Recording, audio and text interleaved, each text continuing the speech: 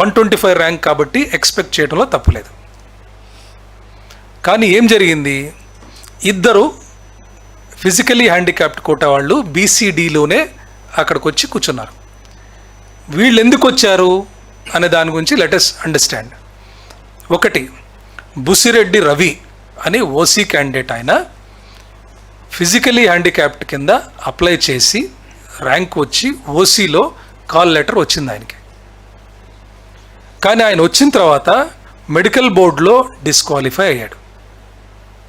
ఆయన డిస్క్వాలిఫై అయినప్పుడు మరి నెక్స్ట్ ఎవరున్నారని చూస్తాం కదా.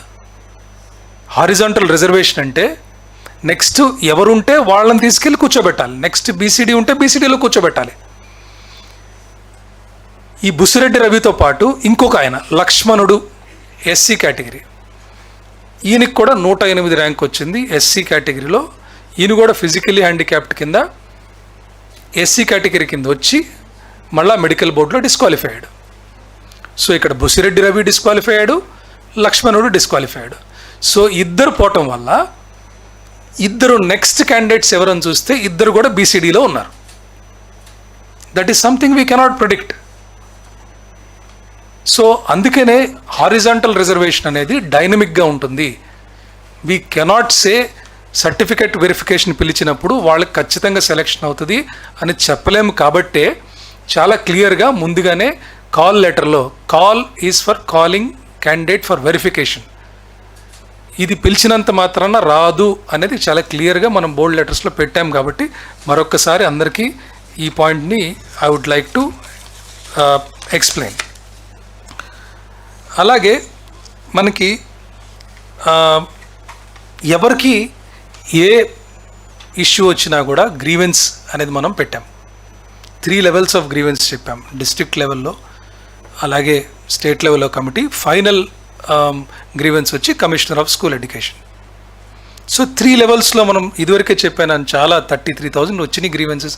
అందరికీ ఎక్స్ప్లెయిన్ చేసుకుంటూ వెళ్ళాము.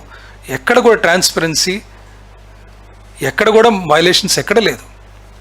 అలాగే ఇందాక చెప్పినట్టు there is no scope for any leak in this TCS ION system.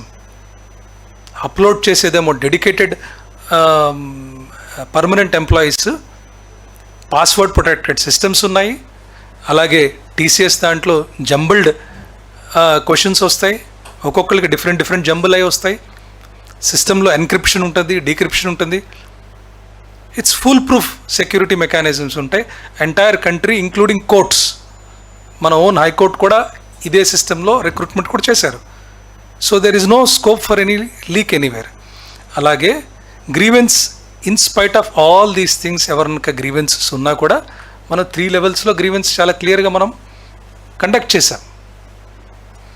కొంతమంది అయినా కూడా కోర్ట్స్కి వెళ్ళారు.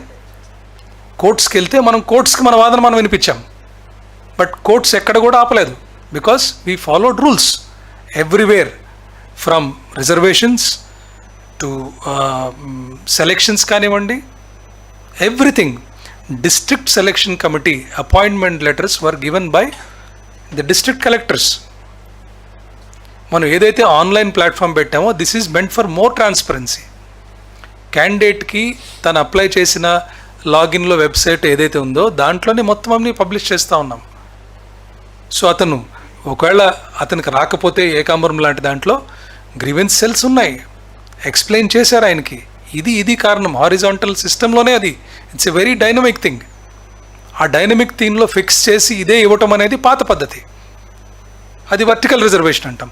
కాబట్టి that is why I want to reiterate again that హారిజాంటల్లో కొంతమందికి కాల్ లెటర్స్ 1:1లో వచ్చినా కూడా సెలెక్ట్ కాకపోవటానికి కారణం ఇది.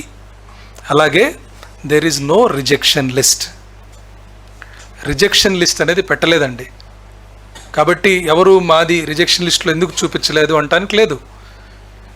క్యాండిడేట్స్ వెరిఫికేషన్కి వచ్చినప్పుడు చాలా క్లియర్గా చెప్పాం, ఇది మీకు మీరు you have not produce certificates.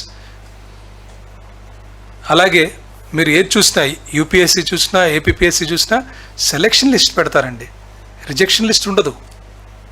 Whoever is not selected, if they have any problem గ్రీవెన్స్కి రావచ్చు, లేదా కోర్ట్స్కి వెళ్ళచ్చు. కొంతమంది వెళ్ళారు కూడా.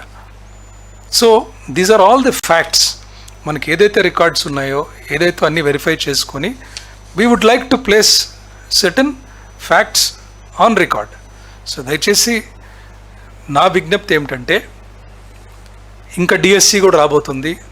ప్రజలందరూ కూడా, ముఖ్యంగా candidates who are going to appear, please understand the process. We don't want anybody to get confused in this process. Horizontal reservation చాలా మంది కన్ఫ్యూజ్ అవుతున్నారు. It is a complicated thing. It appears to be simple, కానీ లోతుగా వెళ్తే మీకు క్లియర్గా అర్థమవుతుంది. అయినా కూడా ఇంకెవరికన్నా ప్రాబ్లమ్స్ కానీ డౌట్ కానీ ఏమైనా ఉంటే దయచేసి రండి. కమిషనర్ గారి ఆఫీస్లో ఒక సెల్ ఆల్రెడీ రెడీగా ఉందని చెప్పాను. చాలామంది, కొంతమంది ఈ మధ్య